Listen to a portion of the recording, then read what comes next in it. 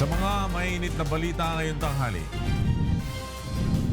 mahigit sa 100,000 trabahong alok ng job at business fairs kasabay ng paggunita sa ika-119 na anibersaryo ng Araw ng Kasarinlan ng Bansa. Pangulong Duterte hindi nakarating sa commemoration rites sa Luneta kanina. Mga sundalo na sawi sa bakbakan sa Marawi City, binigyan ng military honors kasabay ng pagdiriwang ng Independence Day. AFP maglalagay ng bandila ng Pilipinas sa Philippine Rise dive team ng UNTV at tuwang din sa underwater flag hoisting. Libreng Wi-Fi connection sa EDSA. Inilunsad na ng Department of Information and Communication Technology. AFP Cavaliers at PNP responders nangunguna na sa team standing ng UNTV Cup Executive Face-Off. At Wish 107.5 FM may special treat para sa lahat ng tagapakinig. Magandang tanghali, nagdaos ng Kalayaan Job Fair ang mahigit sa 600 employer kaugnay ng pagdiriwang ngayong araw ng Kalayaan. Mula sa Rizal Park sa Maynila, may report si Aiko Miguel live. Aiko? Yes, Flor, magandang umaga. Tinatayang 680 na mga employers sa 14 na rehiyon ang nakipagkaisa sa DOLE upang mag-alok ng mahigit 100,000 mga trabaho para sa ating mga kababayang aplikante dito sa Kalayaan Job and Business Fairs dito sa Senior Citizens Garden, Rizal Park, Manila. May 45,000 na job vacancies naman ang bukas para sa mga aplikante dito sa National Capital Region at mahigit 70 naman ang mga employer. Mula nga kaninang alas 8 ng umaga ay nagsimula ng dumagsa ang mga aplikante dito sa Rizal Park, Manila. Itong programang ito na inorganisa ng DOLE ay bahagi ng paggunita ng kagawaran sa ika-100 at 19 na araw ng kasarinlan ng Pilipinas. Ayon nga sa DOLE, Floor, maraming job vacancies ngayon ay para sa mga customer service representatives, sa mga factory workers, machine operators, sales associate professionals, sa mga call center agents at police officer 1 para sa local employment. Sa overseas employment naman ay kinakailangan ng mga hotel and restaurant services crew, o mga beautician, receptionist, mga waiter, waitress, construction workers, professional nurses, laborers, carpenters, cleaners, drivers at office clerks. Sa lahat ng mga aplikante, Floor, pinapalalahanan na magdala ng kanilang resume or curriculum vitae, 2x2 ID picture, certificate of employment, ng kanilang dating pinagtrabahuan, diploma, transcript of records at authenticated birth certificate. Kanina nga, Floor, ay meron ng mga hired on the spot dito sa Job and Business Fair dito sa Rizal Park, Manila at mayroon ding mga tatawagan na lamang para bumalik sa kanilang job interview. Floor, inaanyayahan ng ating mga kabayan na gustong humabol dito sa Job and Business Fair. Bukas ito mula kaninang alas 8 ng umaga hanggang mamayang alas 4 ng hapon. Yan muna ang latest live. Balik sa iyo, Floor. Aiko Miguel, nag-ulat mula sa Rizal Park. Nagsagawa rin ang Jobs Fair ang DOLE Cordillera Region sa Baguio City bilang bahagi ng 119th Philippine Independence Day. Makakausap natin sa telepono si Bradley Robusa mula sa Baguio City para sa balitang yan. Go ahead, Bradley. Yes, Lord, mahigit 2,000 trabaho ang binuksan ngayong araw ng Department of Labor and Employment Cordillera Region bilang bahagi ng pagdiriwang ng Araw ng Kasarinlan sa Baguio City. Nasa 40 kumpanya, mga government-owned and controlled corporation, subsidiary John Hay Management Corporation, Philippine Drug Enforcement Agency Cordillera, Philippine National Police Cordillera, ang nakiisa sa job fair na isinagawa sa Portavaga Mall at SM Baguio. Maliban sa alok na trabaho, nagsagawa rin ang DOLE ng counseling para sa mga micro, small and medium enterprises upang lalo pang lumawak ang kanilang kaalaman at mapalago ang kanilang negosyo. Samantala, isinagawa naman kaninang umaga ang isang parada na kinabibilangan ng iba't ibang ahensya ng gobyerno, mga empleyado at estudyante sa Session Road at Harrison Road bilang pakikisa sa Araw ng Kalayaan. Sinamantala naman ng mga turista ang long vacation sa lungsod upang makapamasyal at bisitahin ang mga sikat lugar pasyalan sa Baguio City. At yan ang ating update. Balik sa inyo sa studio floor. Bradley Robusa, nag-ulat mula sa Baguio City. Sentro ng pagdiriwang ng Araw ng Kasarinlan sa Davao City ang pagbibigay pugay sa mga sundalong nagkikipaglaban sa mga terorista sa Mindanao. Mula sa Davao City, may report si Janice Inhente, live. Yes, Janice. Yes, Lakay, pinangunahan ni Defense Secretary Delfin Lorenzana at Mayor Sara Duterte Carpio ang pagtaas ng bandila na sinundan ng panunumpa sa Watawat sa Quezon Park dito sa Davao City kaninang umaga. Sa programa, nagbigay ng mensahe ang dalawang panauhing pandangal patungkol sa pagpapahalaga sa araw ng kasarinlan. Ayon kay Secretary Lorenzana, ito ang araw ng paggunita at magbigayin pugay sa mga sundalong nabuwis ng kanilang buhay para sa ikapananatili ng kapayapaan sa bansa. Aniya, mahalagang mapanatili ang seguridad at kapayapaan sa rehiyon para sa mga susunod na henerasyon.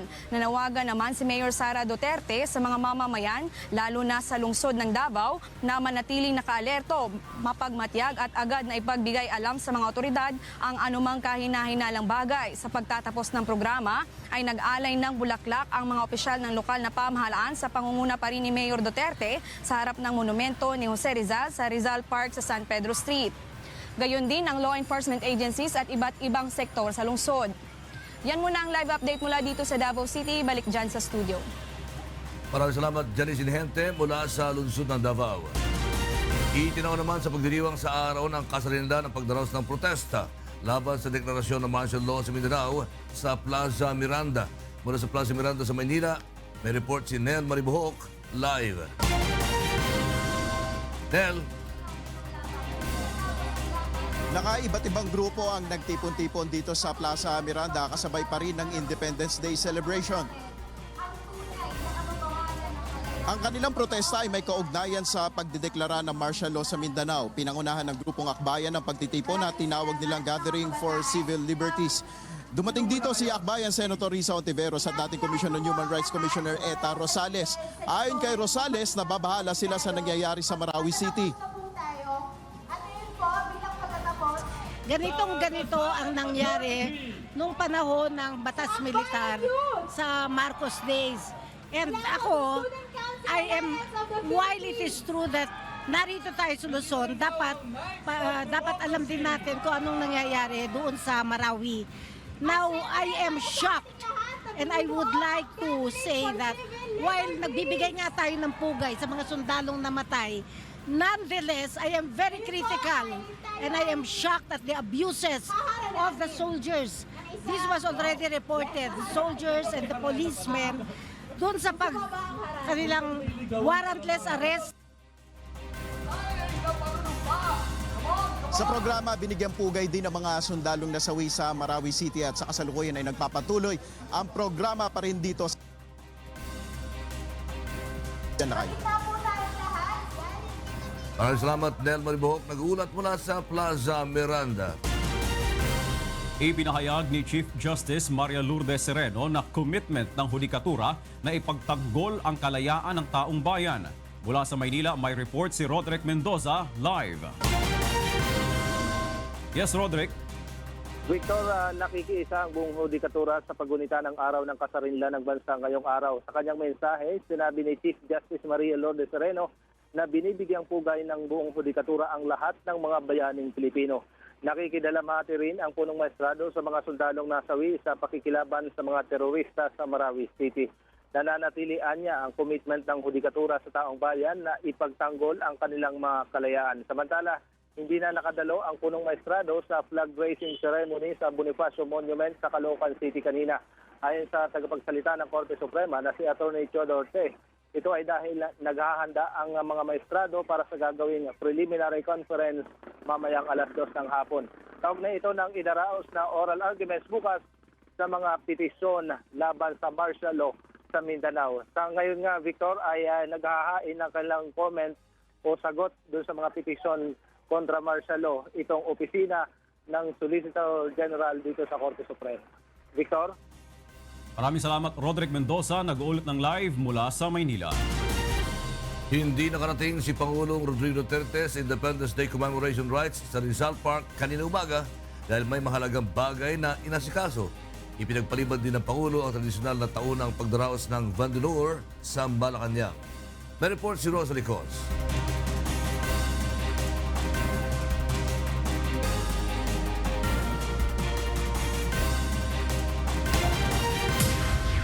Inanunsyo ni Presidential Spokesperson Ernesto Abella kanina bago magsimula ang Independence Commemoration Rites sa Rizal Park na di makakarating si Pangulong Rodrigo Duterte upang pangunahan ang paggunita sa Araw ng Kasarinlan ng Pilipinas.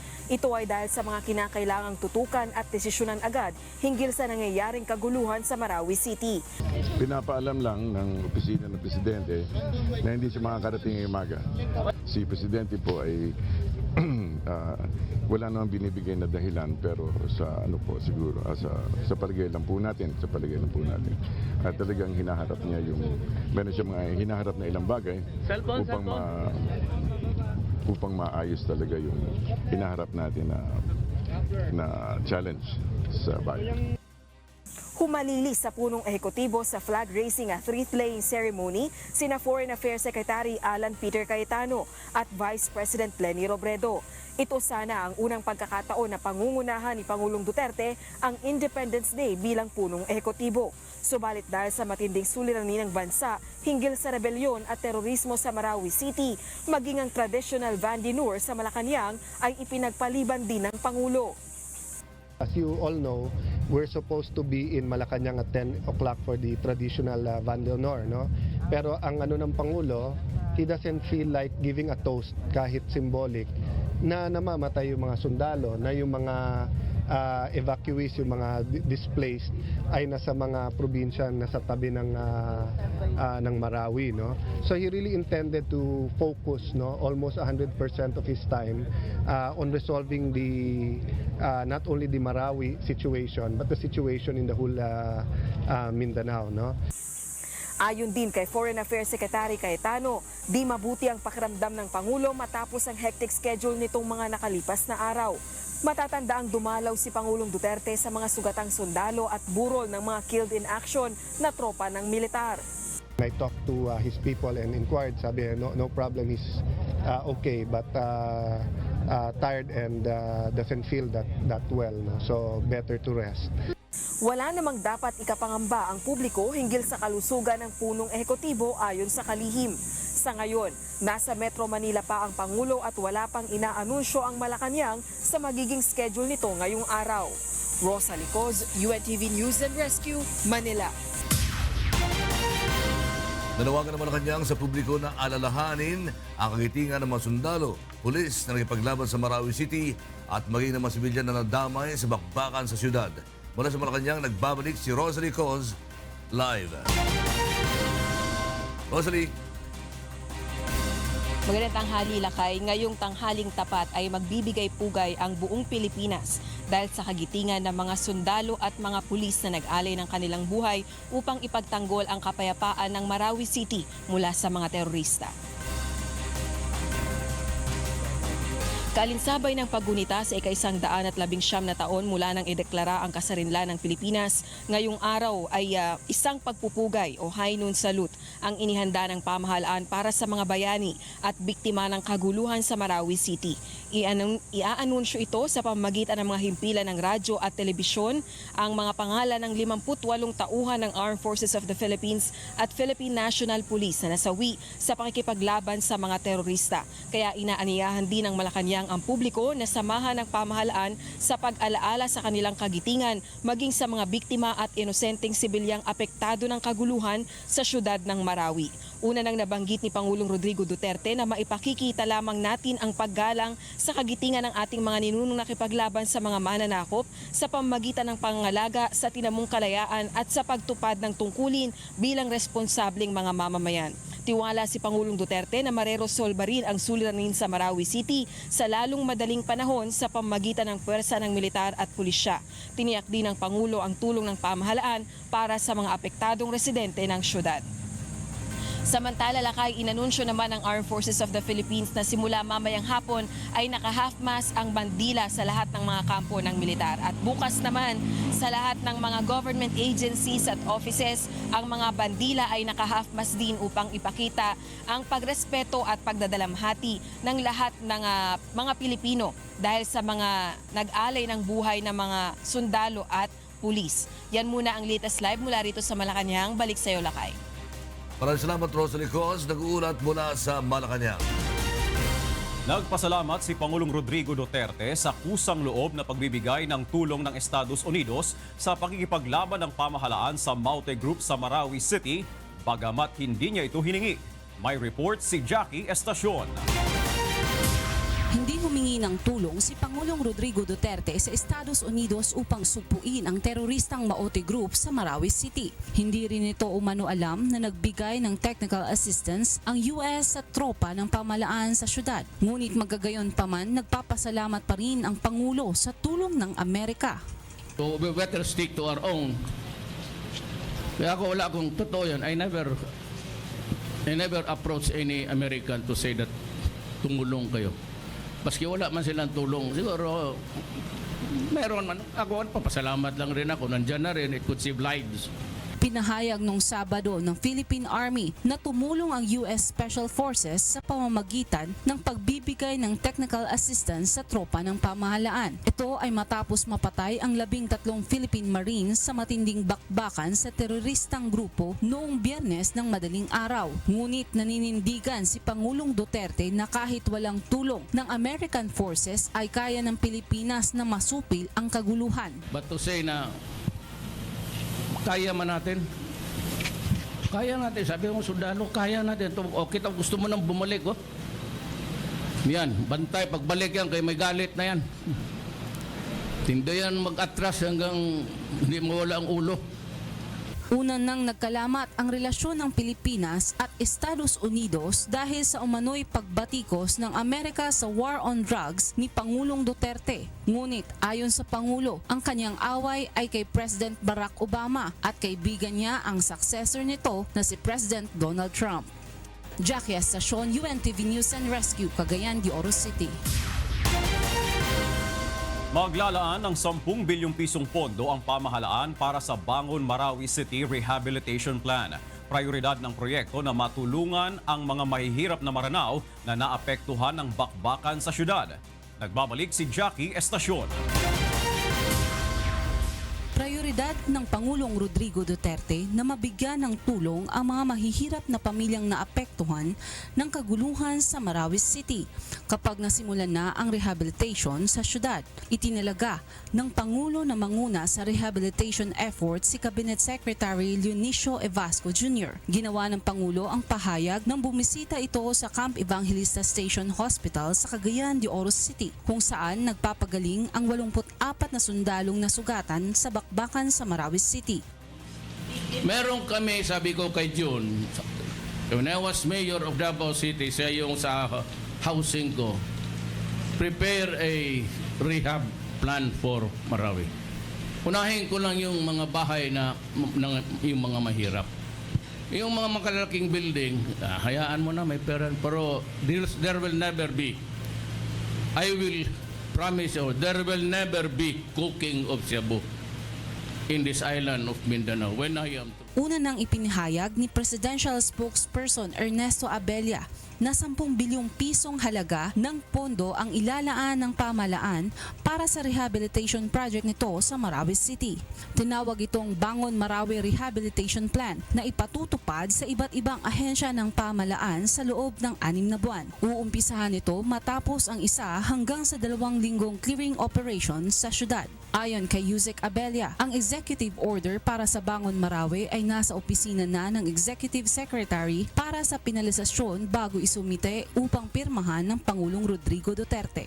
Jackie Estacion, UNTV News and Rescue, Cagayan de Oro City. Susunod. Anti-distracted driving law posibleng muling ipatupad ngayong buwan.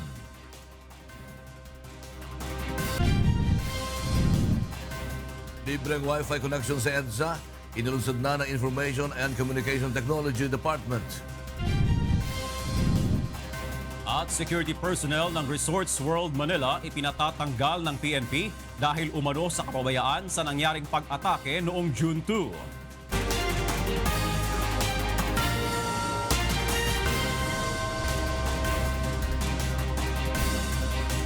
Narespondehan ng UNTV News and Rescue ang motorcycle rider na na-hit and run sa Commonwealth Avenue, Quezon City kanina madaling araw. Narito ang report ni Rajela Dora. Pauwi na sana mula sa isang kasiyahan si Christian Salvador, 24 anyos, ng banggain ng isang kotse ang kanyang minamanehong motorsiklo sa may Commonwealth Avenue pasado alas 2 kaninang madaling araw. Dahil dito, nawalan siya ng kontrol sa manibela at natumba sa gitna ng kalsada. Nagtamo ito ng mga galos sa muka at hita. Ayon sa isang nakakita sa pangyayari, pa-U-turn na sana ang motorsiklo nang biglang salpukin ng kotse. Ngunit sa halip na tulungan ng biktima ay agad itong tumakas. Yung kotse po galing dito, ngayon yung motor galing po doon, pa-U-turn yung motor. Mabagal lang yung motor, dandaan. Yan yung kotse, mabilis. Parang siguro planong mag-counterflow o hindi ko alam kung nagbago yung isip para dumiretso ano. Kasi nakita ko na lang ito, tumalsik na lang to eh. Agad namang nilapatan ng UNTV News and Rescue Team ng paunang Lunas ang biktima at pagkatapos ay dinala sa East Avenue Medical Center para sa karampatang atensyong medikal. Rajel Adora, UNTV News and Rescue, Philippines. Tinulungan din ng UNTV News and Rescue ang dalawang lalaking naaksidente sa motorsiklo sa Dasmariñas City, Cavite noong Sabado na madaling araw. May report si Asher Cadapan Jr. Nasa gilid pa ng kalsada ng madatna ng UNTV News and Rescue Team ang dalawang lalaking biktima ng aksidente sa motorsiklo sa may kahabaan ng Emilio Aguinaldo Highway, Barangay Salitran, Dasmariñas City, Cavite noong Sabado ng madaling araw. Kinilala ang driver ng motorsiklo na si Andy De La Cruz, 40 anyos, at ang angkas nito na si Jerome Bautista, 27 anyos. Nagtamo si Andy ng mga gasgas sa labi, magkabilang kamay, kaliwang binti at pamamaga ng kanang bahagi ng pisngi. Habang si Jerome naman ay nagtamo ng mga gasgas sa kanang tuhod at paa. Agad namang nilapatan ng paunang Lunas ng UNTV News and Rescue Team ang tinamong pinsala ng mga biktima. Kwento ni Andy, binabagtas nila ang kahabaan ng Emilio Aguinaldo Highway nang magitgit sila ng isang pick-up ngunit hindi sila nito hinintuan. Matapos malapatan ng paunang Lunas ng grupo ang mga biktima ay tumanggi na silang magpadala sa ospital. Asher Cadapan Jr., UNTV News and Rescue, Philippines. Dinala na sa Philippine Marines Headquarters sa Taguig ang mga labi ng 8 nasawing sundalo sa bakbakan sa Marawi City noong Biyernes. Nasa linya ng telepono si Leslie Longbowen para sa detalye ng ulat. Yes, Leslie. Yes, Victor, sinalubong ng mga nagluluksang kaanak ng 8 namatay na marino ang kanilang mga labi dito sa Marines Headquarters sa Taguig. Ang mga ito ay sina First Lieutenant Raymond M. Abad, First Lieutenant John Frederick Sabellano, Staff Sergeant Joven Triston, Sergeant Simeon Clares, Corporal Roland Sumagpang, Private First Class Marvin Russell Gomez, Private Bernie John Lunas at Private First Class Hiner Tinangat. Sa ngayon ay 10 labi na mga marino ang nakalalak dito sa kanilang headquarters. Nauna nang dinala rito kahapon ang mga labi ni na Private First Class Eddie Cardona at Corporal Romulo Garcia. Samantala, ang bangkay ng 3 sa 13 namatay na marino noong Biyernes ay nasa kanilang kaanak na sa Mindanao. Ayon kay Major General Emmanuel Salamat, ang Commandant ng Philippine Marine Corps, ang katapangang ipinakita ng mga marinong ito ay nagsisilbing inspirasyon sa kanila upang ipagpatuloy ang laban. Ang mga ito ay ginawaran ng Military Merit Medal kanina, samantala ang mga pamilya ng mga nasawing marino ay tatanggap ng pinansyal na tulong mula sa pamahalaan habang ang kanilang mga anak ay tatanggap naman ng scholarship. Yan muna ang latest mula dito sa Taguig, Victor. Maraming salamat, Leslie Longbowen, nag-uulat ng live mula sa 4th Bonifacio. Samantala, ginunita naman ng mga Bulakenyo ang ika-119 na kasarinlan ng Pilipinas sa Baraswain Church sa Malolos, Bulacan. Makakausap natin sa telepono si Jerry Galicia para sa detalye ng ulat. Yes, Jerry. Yes, Victor, nagsagawa ng maikling programa ang pamahalang panlalawigan sa paggunita sa ika-119 na kasarinlan ng bansang Pilipinas sa Baraswain, Malolos, Bulacan. Sa kasaysayan ng bansa, sa Malolos, Bulacan itinatag noon ang Malolos Congress. Sa temang Kalayaan 2017, pagabagong sama-samang balikatin ay dinaluhan ng libu-libong mga estudyante, guro, government officials and employees ang programa. Layo na pagdiriwang ang makapagbigay ng impormasyon at maipakita ang dedikasyon ng mga Pilipino na lumabang pa sa kapakanan ng bansa at ng mga mamamayan. Isang paraan din ito na maipakilala sa mga bagong henerasyon ng mga kabataan ang kahalagaan ng pagdedeklara ng kasarinlan ng ating bansa sa pananakop ng mga dayuhan. Ayon kay Governor Wilhelmino Alvarado, nasa pagkakaisa ng mamamayan ang isa sa mga susi upang makamit ang inaasam na kalayaan. Bahagi din ng programa pag-aalay ng bulaklak sa bantayog ni General Emilio Aguinaldo. Panawin pandangal naman si Senator Loren Legarda sa paggunita ng ika-100 at 19 na anibersaryo sa pagdiriwang ng kalayaan. Yan muna ang latest na mula sa Bulacan. Balik sa Victor. Maraming salamat Jerry Galicia, nagulat ng live mula sa Bulacan.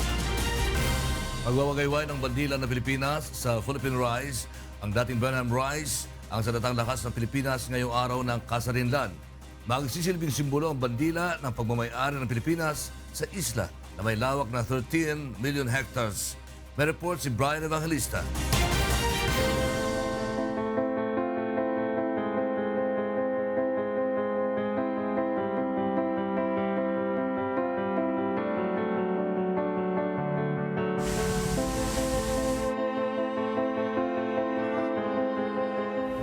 Pasado alas 7 ng gabi nang umalis kami ng June 8 sa Port of Manila. Ngayon ay June 10, alas 4 ng hapon, narating na din namin ang sentro ng Philippine Rise na may kabuuang lawak na 13 million hectares. At ang plateau na nasa ilalim nito, yun yung pinaka-shallow part ng Philippine Rise, ay nasa 50,000 hectares kung saan ilalagay natin ang bandila ng Pilipinas. Dito sa kinilalagyan namin, natatanaw na namin ng dalawang barko, ang BFAR at ang barko ng research vessel din natin.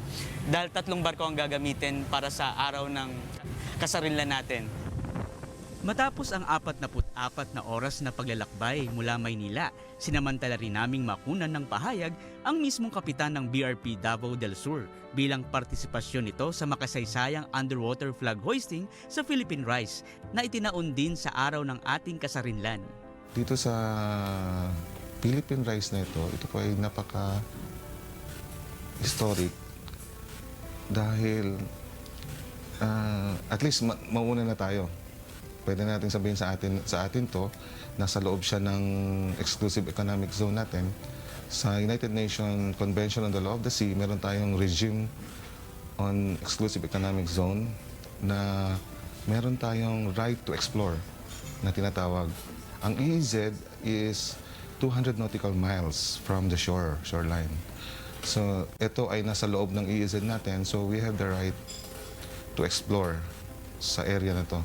Philippine Rise. Sa kuha ng ating ka-up license UNTV drone pilot, makikita ang magandang tanawin at asul na karagatan sa sentro mismo ng Philippine Rise habang tinatahak ng BRP Davao del Sur. The main objective here is to promote awareness sa lahat ng ating mga kababayan na pagmamay-ari natin itong lugar na to at kaya natin siyang puntahan, kaya natin siyang protektahan. No? On a personal, sa akin, personally, masaya ako na may parating yung message na yon sa ating mga kababayan. Territorial defense is the main role of the Philippine Navy. At gusto natin maipakita sa kanila na nagagampanan natin yun. Siyam na sundalo ang magbababa ng ating bandila sa Philippine Rise kung saan may 5 minuto sila upang marating ang lalim na 56 meters.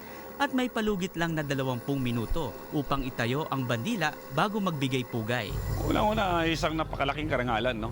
Mabigyan ka ng isang kautusan na magsagawa ng isang parte ng isang kasaysayan ng Pilipinas, lalo-lalo na yung pagwawagayway ng ating watawat sa ilalim ng dagat. Kukunan ng ating UNTV dive team ang gagawing underwater flag hoisting sa plateau ng Philippine Rise. Sasabayan naman ito ng blowing of horns at flag raising sa 3 barko na antabayanan ng ating UNTV drone. Kaya talagang magiging makasaysayan ang pagwawagayway ng bandila ng ating bansa dahil ang paglalagay ng underwater marker sa bahagi ng ating teritoryo ay itinaon mismo sa pagdiriwang natin ngayon ng ating kasarinlan. Brian Evangelista, UNTV News and Rescue, Philippines. Na-standby naman ang medical team ng Philippine Navy, Department of Health at UNTV News and Rescue sa isasagawang underwater flag hoisting sa Philippine Rise. Narito ang report ni Benedict Galazan. Nasa 50 mga divers mula sa Philippine Navy, Philippine Coast Guard, Philippine Air Force, UNTV News and Rescue Dive Team ang kasama sa isasagawang flag hoisting sa Philippine Rise ngayong araw, kasabay ng araw ng kasarinlan. Kaya naman hindi biro ang paghahanda para sa kaligtasan ng mga ito. Kasama ang doktor at nurses ng Philippine Navy. doktor mula sa DOH at UNTV News and Rescue Team ay sama-samang naka-standby medic para sa lahat ng participants. Bago ang gagawing pagsisid ng mga diver dito sa Philippine Rise, katuwang ng mga doktor ang UNTV News and Rescue Team sa pagkuha ng kanilang medical conditions. Those who have hypertension, those who have maintenance medications, yung may mga colds, so hindi pwede mag-dive yung may mga colds because they will have a difficulty in equalizing underwater. 3 emergency scenario naman ang pinaghahandaan ng medical team na maaaring mangyari sa mga diver. Ito ay ang mabilisang pag-akyat mula sa malalim na bahagi ng dagat papunta sa surface, kung saan maaaring mag-expand ng baga at mabutas. Pagkalunod, isa rin sa karaniwang nangyayari sa mga diver ay ang decompression sickness. At nakahanda na ang lahat ng rescue equipment ng medical team gaya ng hyperbaric chamber para sa decompression sickness patient. Meron po tayong isang medical equipment dyan na tinatawag nating hyperbaric chamber. Ito po ay isang napakakapal na bakal na pwede nating punuin ng oxygen, itataas natin ang pressure at ibabalik natin, i-dissolve ulit natin with using that high pressure yung mga inert gases sa katawan ng pasyente. The patient will stay there for at least 6 hours. Kung sakali namang magkaroon ng pasyente, isang airlift operation din ang nakahanda nang sa gayon ay mapabilis ang pagdadala sa ospital. Nakalatag na rin ang mga strategic plan para sa magiging deployment ng medical team sa kabuuan ng event. We are hoping na walang mangyari but we are prepared for the worst. Maituturing na isang historical event ang gaganaping flag hoisting sa Philippine Rise ngayong araw at lahat na nakiisa dito ay makakasama na sa kasaysayan. Benedict Galasan, UNTV News and Rescue, BRP Davao del Sur. Inaasahang muling magpapatupad ng rollback sa presyo ng mga produktong petrolyo ang ilang kumpanya ng langis ngayong araw. Sa pagtaya ng oil industry players, 90 sentimos hanggang piso ang mababawa sa halaga ng kada litro ng diesel. 80 hanggang 90 sentimos naman ang inaasahang bawas sa 1 litro ng gasolina at mahigit piso sa kerosene. Nito lamang nakalipas na linggo, nagpatupad rin ang bawas presyo sa mga produktong petrolyo. Inaasahang muling ipatutupad ang Anti-Distracted Driving Law sa June 22 matapos ang isinagawang pagrebisa sa Rules and Regulation ng Land Transportation Office o LTO at iba pang ahensya ng pamahalaan. Narito ang report ni John Nano. Target ng Department of Transportation na muling ipatupad ang Anti-Distracted Driving Law sa huling buwan ng Hunyo. Ito ay matapos mairebisa ang implementing rules and regulation nito. Sa inilabas na infographics ng DOTR, makikita na ang mga cellphone o anumang gadget ng isang driver ay dapat na nakapwesto ng 4 na pulgada mula sa dashboard ng mga sasakyan. Batay sa pag-aaral ng LTO, ito ang pinakaligtas na posisyon na dapat paglagyan ng mga gadget na hindi makakaabala sa atensyon ng driver kung ito ay kanilang gagamitin habang nagmamaneho. Yung 4 inches yan diretso, kundi measured from the edge of the dashboard to the edge of the equipment o the aparato. Ang anumang hihigit sa sukat na ito ay makasasagabal na sa line of sight ng driver. The cellphone is being used as a navigation. Measure ng 4 inches would be from the top of the dashboard, no, to the upper edge ng aparato o ng device na ilalagay. Halimbawa, meron naman dyan mga built-in na yung from the car manufacturers, nakakabit na yun. That's authorized, that's recognized. Sa June 13, nakatakda ng ilathala sa mga pahayagan ang revised IRR ng Anti-Distracted Driving Law. Muli namang binigyang diin ng LTO na maaari pa rin namang gamitin ng driver ang kanilang cellphones o gadget bilang navigational devices o kapag may emergency call. Subalit kinakailangan anilang naka-hands-free mode ito o hindi nahahawakan pa ng driver. Kung ito'y kailangan i-manipulate, no, habang nagda-drive sila, kailangan tumabi sila at doon gawin. Kahit na authorized na equipment yung nandun, kung kailangan bitawan mo yung manibela o tinkerin mo para yun ang bawal. May 23 nang pansamantalang suspindihin ng DOTR ang implementasyon ng nasabing batas matapos itong magdulot ng kalituhan sa mga motorista. Muli namang nilinaw ng LTO na ang mga mobile communication devices lamang ang sakop ng Anti-Distracted Driving Law at hindi na nito saklaw ang iba pang mga accessories na inilalagay sa loob ng sasakyan. John Nano, UNTV News and Rescue, Quezon City. Inilunsad na ngayong araw ng Department of Information and Communications Technology ang unang bahagi ng libreng Wi-Fi sa EDSA. Nasa linya ng telepono si Joan Nano para sa detalye ng ulat. Yes, Joan? Babalikan natin si Joan Nano. Inundina ni Senator Riza Hontiveros ang umano'y mga fake news na kumakalat sa social media na nag-aakusa sa kanya ng umano'y pagpanig sa Maute Terrorist Group. Nagbabalik si Joan Nano. Yung akusasyon na nag-aabet ako ng rebellion, napaka-absurdo po niyan. Kasing absurdo, ludicrous, di ka panipaniwala sa mga latest na fake news tungkol sa akin. Ito ang mariing pahayag ni Senator Riza Hontiveros hinggil sa mga balitang kumakalat ngayon sa social media laban sa kanyang naging komento sa isyu ng rebelyon. Magugunitang umani ng batikos sa mga netizen ang naging pahayag ng senadora sa programang Get It Straight with Daniel Razon na hindi rebelyon o invasion ang ginawa ng Maute Group sa Marawi City. Pero strictly speaking, hindi yan rebellion ng Marawi City at ng Marawi residents. In fact, pag tinanong yung mga ibang mamamayan sa Marawi, ayaw nila sa Maute. Hindi sila yung nagre-rebel against the national government. Tapos, hindi rin siya invasion kasi hindi naman tulad sa Zamboanga City noon na may siege talaga. Kabilang si Davao City Mayor Sara Duterte Carpio sa bumatikos kay Hontiveros. Sa Facebook account ng alkalde, sinabi nito na tila hinihikayat nito ang teroristang grupo na ipagpatuloy ang ginagawa ng mga ito dahil hindi umano ito rebelyon. Dismayado naman ang senadora sa naging pagkwestiyon ng alkalde at sa kumakalat na balita na pagsuporta umano niya sa Maute Terrorist Group. Ayon kay Hontiveros, hindi na bago sa kasaysayan ang pag-aakusa ng rebelyon sa oposisyon dahil ganito rin aniya ang nangyari noong panahon ni dating Pangulong Ferdinand Marcos. Kinundina naman ni Senator Hontiveros ang aniyay fake news na nagpapakita ng umano'y kanyang simpatya sa Maute Terrorist Group. Giit niya walang katotohanan at pawang kasinungalingan lamang ang mga ito. Paglilinaw pa ng mambabatas, kaisa siya ng pamahalaan sa mga kumokondena sa teroristang grupo. Publicly kinondena ko paulit-ulit ang Maute Terrorist Group para sa kanilang walang hiyang mga gawain ng terorismo at kriminalidad. Tumitindig ako katabi ng ating mga magigiting na sundalo at kapulisan para sa kanilang kabayanihan. Binatikos din ito si Justice Secretary Vitaliano Aguirre matapos atasan ng NBI na magsagawa ng investigasyon at case build-up laban sa mga senador na miyembro ng oposisyon hinggil sa umano'y planong destabilisasyon laban sa Administrasyong Duterte.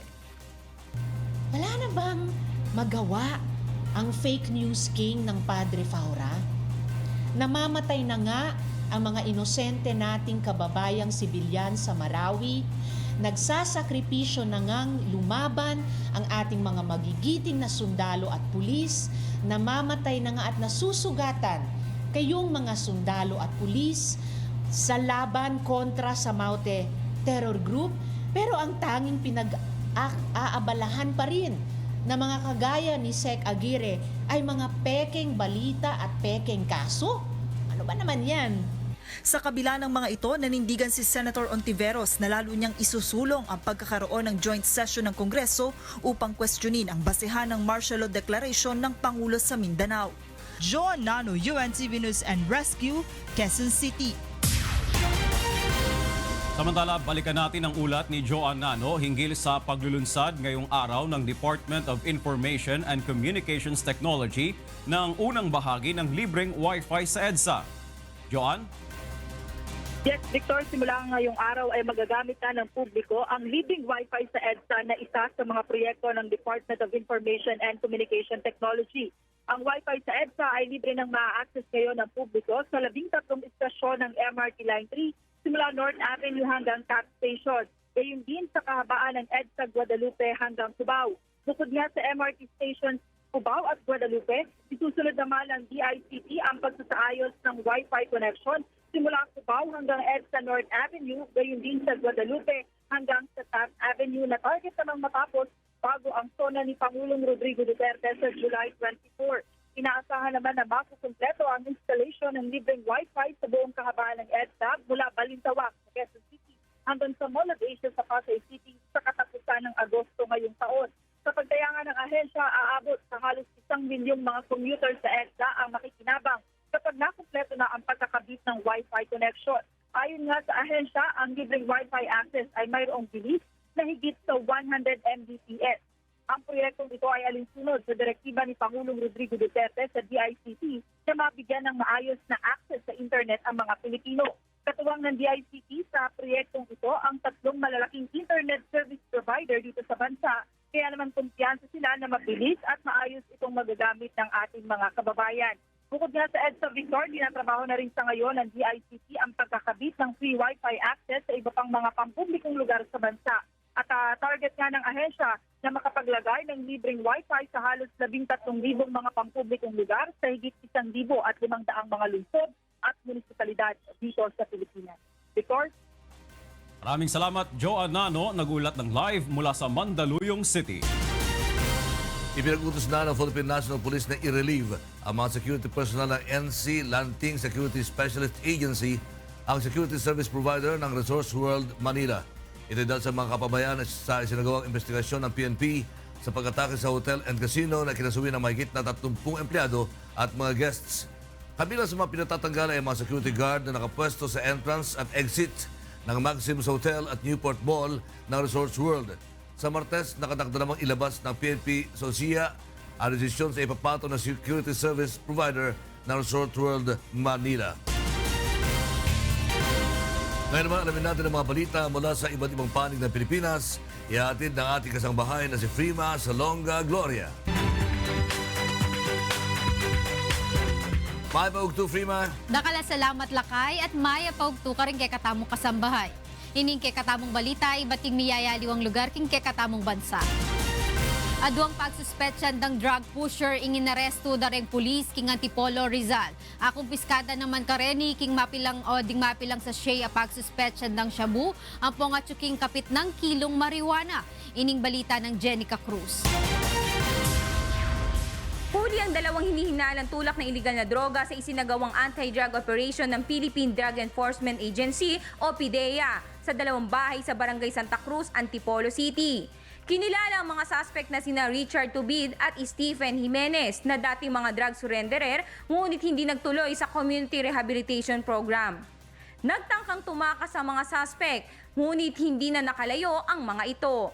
Nakuha kay Richard ang ilang sachet ng hinihinalang shabu at drug paraphernalia.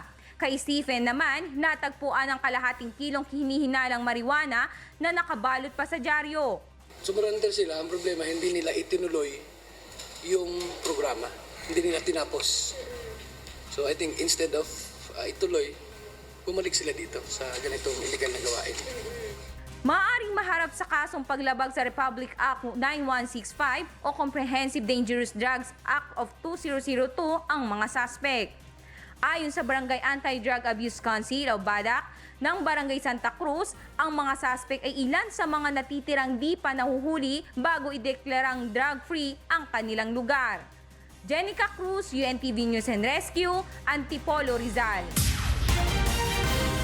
Panintunan de pamurin ning PNP ang pong Philippine Navy ing katawa na ning pete da Bien Unido Mayor Gisela Bonil. Ining report ng Gladys Tuwabi. Ipadayon karong adlaw sa Philippine National Police ug Navy ang search and retrieval operation sa lawas sa gibatay nga si Bien Unido Mayor Gisela Boniel. Gisuspenso ang pagpangita sa lawas sa mayor sa kadagatan nga sakop sa Caubian Island niadtong Sabado tungod sa kakuwang og gamit. So sa kining current sa ingon sa mga divers padung ni sa Camotes Island, so ato nang gi-coordinate na sa regional office na tanang offices, PNP offices, alerto basig mulutaw ang lawas. Sumala kang Ririto Itad Boniel, ang bangkero nga kuyog sa paglabay sa lawas sa biktima. Giingong gibukot sa fishnet ang lawas sa mayor o gibutangan og mga bato nga 30 kilos usa gilabay sa dagat. Si Itad ang igagaw ni Bohol Provincial Board Member Nino Ray Boniel, ang asawa sa biktima o gitudlo nga mastermind sa pagpatay ni ini. Kaya ang nagpatay yun ni aning mayora, ang mismo ang iyang bana nga si Nino Ray Boniel. First degree na anak ko, ma'am, pero kanang iyang gibuhat, ma'am. plano na din niya. Sumala kang itad, gihatagan siya og 10,000 pesos aron mohilom, apan nibalibad kini og niduol sa mga pulis. Muatubang sa kaso nga parricide o kidnapping with serious illegal detention si Nini Ray Buniel nga naa karon sa kustodiya sa mga pulis. Gladys Tuwabi, UNTV Balita ug Rescue Cebu. Magpaganakaya ing Davao City Transport and Traffic Management Office o CTTMO na alila exempted ng estudyante king anti-jaywalking ordinance king Balen. Ining balita ng Marisol Montaño.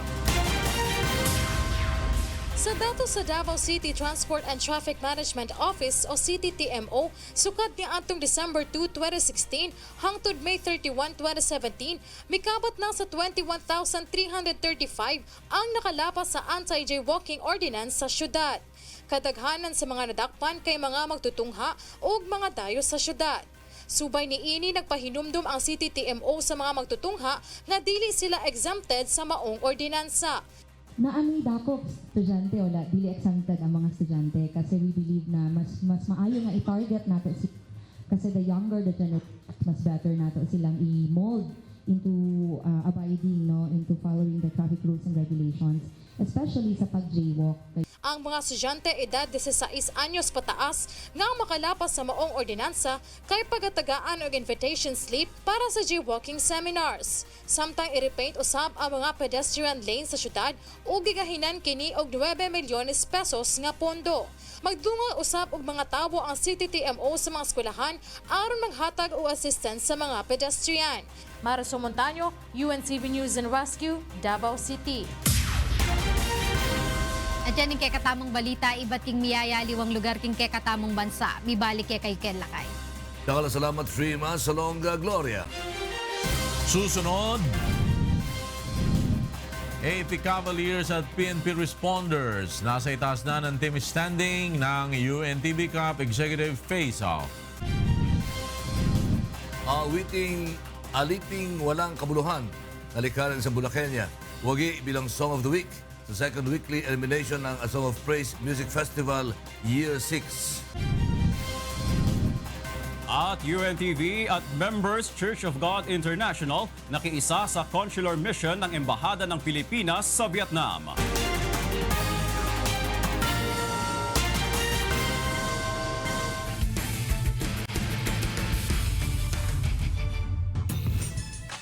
Binigo ng PNP Responders ang hangad ng DOJ Boosters na ikatlong panalo matapos na talunin sa score na 88-82 kahapon at makuha ang pangunguna sa UNTV Cup Executive Face-Off sa Pasig City Sports Arena. Narito ang report ni Bernard Dadis. Takbo, Patwa, diretso, may kasamang foul. Naon siya miyang dapat sana'y ikatlong panalo na ng Department of Justice Boosters matapos makahabol ang PNP Responders at baligtarin ang sitwasyon upang italang 88-82 win kahapon sa pagpapatuloy ng elimination round ng UNTV Cup Executive Face-Off sa Pasig City Sports Center. Abante pa ng 4 na puntos ang DOJ sa last 1 minute and 48 seconds ng ball game. Ngunit agad umiscore ng 5 points ang PNP mula sa magkasunod na drive ni Police Superintendent Anthony Padua na nanggaling sa block ni Police Superintendent Dexter Vitug at 3-point shot ni Police Superintendent Ereneo Dalugdog.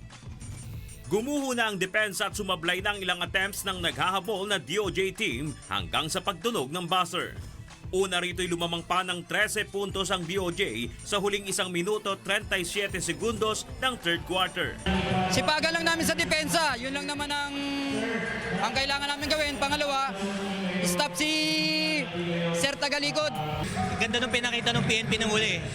Pumasok ng mga 3 points sila. So, medyo nag-collapse din yung defense namin eh. Yung nag-man-to-man sila. Tinanghal na best players of the game sina Police Superintendent Anthony Padua na nagpaputok ng 32 points, 6 rebounds, 1 assist at 3 blocks. Laging inuulit-ulit ni Coach. Intensity natin, huwag tayo mawawala sa focus yun lang. At si Police Superintendent Dexter Vitug na kumamada ng 28 points, 19 rebounds, 1 assist at 3 steals at blocks. Talking about the Senate Sentinels. Angara with the runner, yes! Hindi naman pinagbigyan ng Senate Sentinels ang BOC Transformers na makuha ang kanilang unang panalo. Pinangunahan ni Senator Sani Angara ang Sentinels na may 14 points, 2 rebounds at isang steal upang italang ikalawa nilang panalo sa score ng 82-67. Ito nang ika-4 na talo ng Transformers. Medyo maganda yung nilaro ng custom sa first quarter. Pero medyo humabol tayo. Nag-adjustment ng konti si coach. Medyo nakakuha kami ng rebound. So dun lumamang kami konti. Tsaka na-maintain naman namin. So talagang team effort. Tinanghal na best player of the game ang 6'5 tower na si Lino Ong na tumikada ng 22 points, 9 rebounds at 2 blocks. At sa third game, Pato, Beslinho, 3. Yes! Pinatumba naman ng AFP Cavaliers ang Judiciary Magis sa mainit na bakbakan sa score ng 82-68. Makailang ulit pang naitablang score hanggang sa pagtatapos ng third kanto, 54-all. Ngunit pagpasok ng last quarter, naging epektibo ang full court defense ng AFP upang pahirapan ng makabasket ang Judiciary. Yun talaga yung strategy namin, last quarter, may bubulaga kami na kasi alam ko maganda stamina ng mga players. So yun talaga ang game plan. Yung last quarter magtatrap kami. Kaya na yung pressure, medyo nataranta yung mga players Kahit na na-practice namin, siguro sobrang pagod din na nila. Sa ngayon, nangunguna na ang PNP at AFP na may 3-1 win-loss records. Habang magkakaagapay naman ang DOJ, Judiciary at Senate na may tig-2 panalo at talo. Bernard Danis, UNTV News and Rescue, Philippines.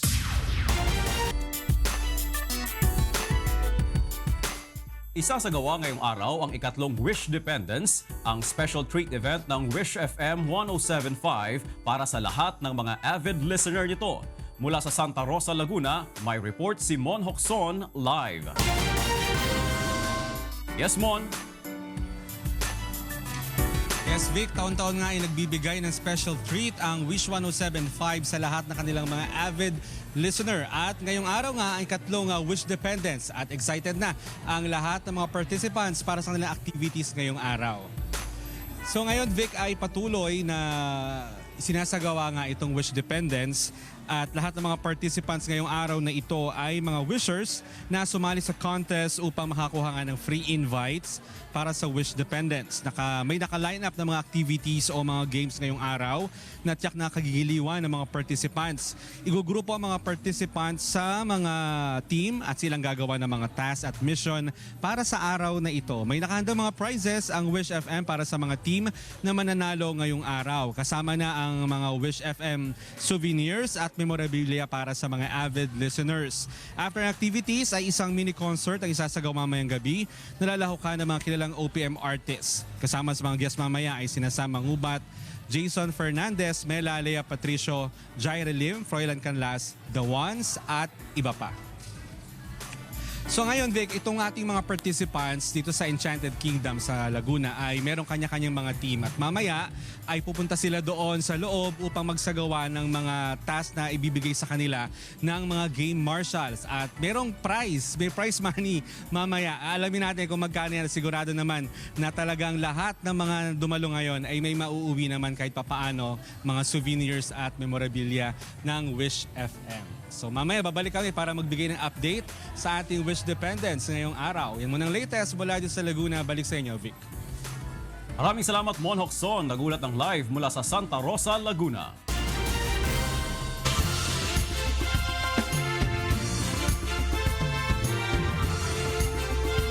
Itinanghal na Song of the Week ang likhang awit ng Bulakenyang composer sa second weekly elimination ng Song of Praise Music Festival Year 6 kagabi. Nagbabalik si Mon Hocson. Ay, walang iba kundi si Bernadette Ann Pestañas. Ulila na sa ama si Bernadette Ann Pestañas, tubong may kawayan Bulacan. Ngayon ay na-diagnose naman ang kanyang ina na may sakit na cancer.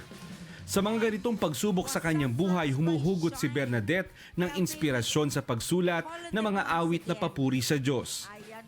Aniya, sa kabila ng lahat ng hirap na ating nararanasan, dapat ay manatili pa rin tayong maging mapagkumbaba sa harapan ng Diyos. Ito ang mensahe ng kanyang likhang awit na aliping walang kabuluhan na itinanghal na Song of the Week sa second weekly elimination ng A Song of Praise Music Festival Year 6. Being humble in the sight of the Lord. Tsaka yung nakalagay sa Lucas 17 Gs yung nagawa natin lahat ng kautusan, marapat nating sabihin na tayo mga aliping walang kabuluhan. 10 taon na siyang nagsusulat ng mga awit at nakita niya na isang magandang venue ang ASOP TV para sa mga tulad niyang composer. Pangalawang beses na rin niya sumali rito. Maganda talaga yung konsepto ng ASOP, lalo sa panahon ngayon, kasi lalo sa mga kabataan. So magandang concept yung ASOP para mahikayat sila na maging makadiyos. Nagustuhan ng mga hurado ang awiting likha ni Bernadette dahil sa malakas na recall nito. Ang dating sa akin ng kanta mo, contemporary pop. Siguro na-attract din ako dun sa the way yung pag-phrase ng mga salita. Parang very contemporary, no? And maganda din yung melody direction. The song has a very strong recall, Bernadette. Kaya ang sabi nga ni ito, very contemporary, so it's an easy melody. Melodically, overall, wala akong masyado very healthy ang melody ng kanta mo. Very clear ang mga melodic lines, regular melodic shapes, very easy to comprehend. Tinalo ng awiting Aliping Walang Kabuluhan ng awit na Manalig Ka ni Ivy Rose Obeso ng Cebu City at ang Pinulot Ako sa Lupa na likha ng Bulakenyo ring composer na si Romarico Guevara.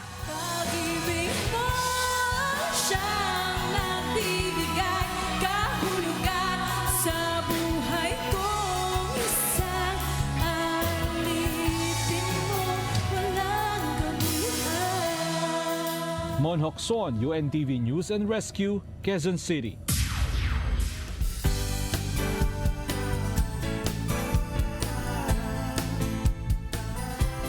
Nakisa ang UNTV at Members Church of God International o MCGI sa consular mission ng Embahada ng Pilipinas sa Vietnam.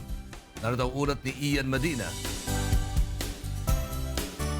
Nangangailangan ng mas maraming kamay ang embahada upang makatulong sa paggabay sa ating mga kababayan sa tuwing magsasagawa ng consular mission. Sa mga ganitong gawain, hindi nagpapahuli ang mga volunteer ng UNTV at Members Church of God International. Sa ikalawang mobile consular service ngayong taon na isinagawa noong nakarang linggo, katuwang ang grupo sa pagbibigay ng serbisyo sa ating mga kababayan. Salamat din sa inyo. So far, sa takbo naman ng mission ngayon is mas mabilis, mas organized. Kasi dati, security guard na Vietnamese ang mag-a-assist minsan sa labas na hindi naman naiintindihan kung passport releasing ba, renewal ba. So, kailangan may tao pa magtanong o mag-assist sa'yo. Iilan lamang sa mga kinatawan ng embahada ang nakakasama sa mga mobile service, kaya malaking ginhawa sa kanila ang serbisyo ng mga volunteers. Napakaganda po ng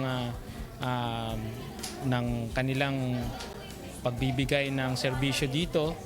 Maayos naman po yung facility at lalong-lalo na po nagpapasalamat po kami dahil merong ganitong occasion para sa lahat ng mga OFW na nagtatrabaho dito sa Ho Chi Minh. We've been to embassy a few times in past few years, but it's a bit kind of inconvenient and uncomfortable, but we now convenient. The process is so systematic. The cooperations of everybody, it's really helped us to make our, at least our visit so successful. Bakas naman sa ating mga kababayan ang ginhawa na makumpleto ang kanilang mga kailangang serbisyo mula sa embahada. Kaya po, sa mga darating po namin na mobile consular services, we hope that Members Church of God International can still help the embassy po. Kasi malaki po talagang tulong yung nagagawa po ng volunteers po para sa embahada at saka po sa kababayan po natin. So marami pong salamat at hanggang sa muli, mabuhay po kayo. Ang consular mission ay ginaganap tuwing ikalawang buwan at sa darating na Agosto ay muli silang babalik dito sa Ho Chi Minh City upang muling makapaglingkod sa ating mga kababayan. Ian Medina para sa Serbisyong Kasambahay. At yan ang mga balitang aming tinutukan at inaksyonan. Dahil sa aming pagbabalita, una ang pagkalinga sa kapwa. UNTVC News, may balita sa mang panig ng daigdig. Magandang tanghali. God bless.